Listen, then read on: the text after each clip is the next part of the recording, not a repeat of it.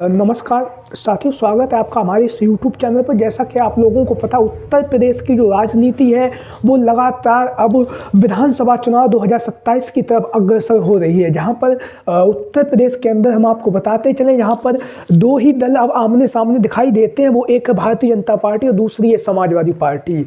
जनता भी इन्हीं दोनों दलों को पसंद करती है। जैसा कि आप लोगों ने लोकसभा के चुनाव में, विधानसभा के उपचुनाव में, उसके बाद विधानसभा चुनाव 2022 में भी आप सभी लोगों ने देखा ही होगा किस तरह से उत्तर प्रदेश की जो राजनीति है वो लगातार जो है दिन प्रतिदिन बदल रही है।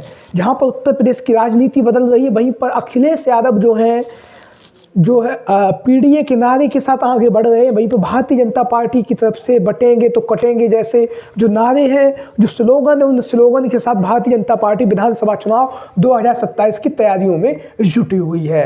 अब हम आपको बताते चले, विधानसभा चुनाव 2027 से पहले उत्तर प्रदेश की जो ज़मीन है वो तैयार की जा रही है। और जहां पर हम आपको बताते चले, तमाम नेता जो हैं दल बदल की जो प्रक्रिया है वो चालू कर दी है। लगातार विधानसभा चुनाव 2027 जैसे जैसे नज़दीक आ रहा है, उत्तर प्रदेश में राजनीतिक माहौल काफ़ी गर्म हो रहा है। दो खबरें चर्चाओं में बनी हुई हैं।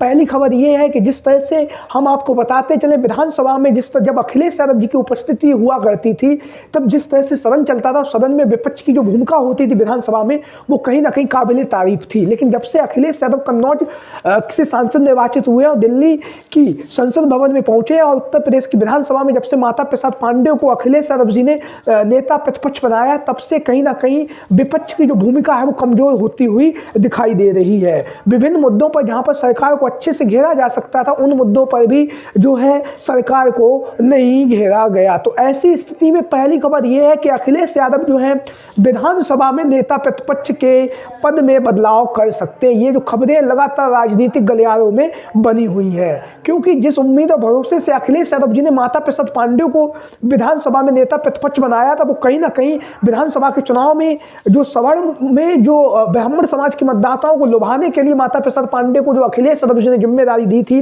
उसका फायदा जो है विधानसभा चुनाव में जो अभी उपचुनाव हुए 9 सीटों पर, उसमें देखने के लिए नहीं मिला है। तो कहीं ना कहीं हम आपको बताते चले, ब्राह्मण समाज का जो मतदाता है वो हमेशा से ही जो है वर्तमान समय में पिछले 10 सालों से भारतीय जनता पार्टी को वोट करता आया है और आगे भी 80 से 90% जो ब्राह्मण समाज का मतदाता है वो भारतीय जनता पार्टी को वोट करेगा।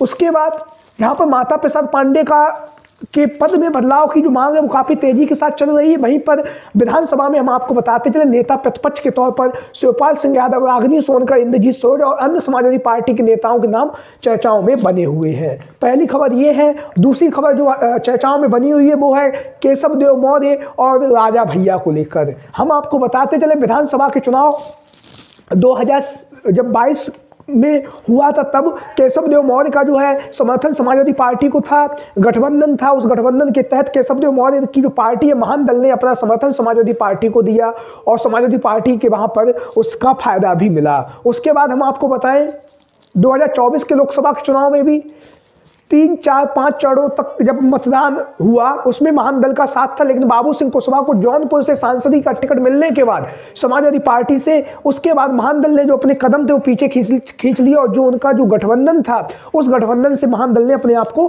किनारे कर लिया समाजवादी पार्टी से। तो अब खबरें चल रही हैं कि केशव देव मौर्य जो है वो अपना समर्थन समाजवादी पार्टी को देने जा रहे हैं। विधानसभा चुनाव 2027 की तैयारियां जो है वो उन्होंने अभी से शुरू कर दी हैं। लगातार जहां पर भी उनके लोग हैं, जहां पर भी उनकी पार्टी का संगठन है, वहां पर केशव देव मौर्य लगातार जनप्रतिनिधि के रूप में लगातार जनता से मिल रहे हैं, जनता की समस्याओं को सुन रहे हैं। जनता की समस्याओं को सुनने के साथ ही साथ लगातार लोगों से मिलकर जो है आगामी लड़ाई को जो विधानसभा चुनाव 2027 में होने जा रही है उसके लिए बिछा रहे हैं, जमीन अभी से ही तैयार कर रहे हैं। खबरें आ रही कि केशव देव मौर्य जो है अपना समर्थन समाजवादी पार्टी को करने जा रहे हैं विधानसभा चुनाव 2027 में। ये खबरें राजनीतिक गलियारों में काफ़ी तेजी के साथ बनी हुई हैं।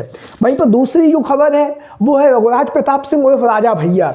जनसत्ता दल नाम से इनकी पार्टी है, उसके राष्ट्रीय अध्यक्ष हैं और राष्ट्रीय अध्यक्ष होने के साथ ही साथ कुंडा की जो विधानसभा सीट है वहां से रघुराज प्रताप सिंह उर्फ राजा भैया वर्तमान समय में विधायक है। उनकी पार्टी के एक नेता और है जो पूर्वांचल से ही प्रतापगढ़ की ही किसी विधानसभा से वो भी विधायक है। तो रघुराज प्रताप सिंह उर्फ राजा भैया के समाजवादी पार्टी में शामिल होने की चर्चाएं काफ़ी तेजी के साथ चल रही हैं। उसका कारण ये है, जैसे कि आप लोगों ने देखा होगा, लोकसभा के चुनाव में अंतिम समय पर रघुराज प्रताप सिंह उर्फ राजा भैया ने जो अपना समर्थन है वो समाजवादी पार्टी के प्रत्याशी को दिया, चाहे कौशाम्बी से हो या प्रतापगढ़ की हो या फिर जो है मिर्जापुर की लोकसभा सीट हो। इन सीटों पर राजा भैया का जो समर्थन था वो समाजवादी पार्टी को मिला। राजा भैया के समर्थन के बावजूद समाजवादी पार्टी ने अच्छा प्रदर्शन किया और तीनों ही से अगर मिर्जापुर की सीट को छोड़ दें तो प्रतापगढ़ और ये जो कौशाम्बी की जो लोकसभा सीट थी, दोनों ही सीटों से समाजवादी पार्टी के प्रत्याशियों ने जीत दर्ज की है, जो कहीं ना कहीं काबिले तारीफ है। तो आगामी समय में रघुराज प्रताप सिंह उर्फ राजा भैया के समाजवादी पार्टी में शामिल होने की चर्चाएं काफ़ी तेजी के साथ हैं।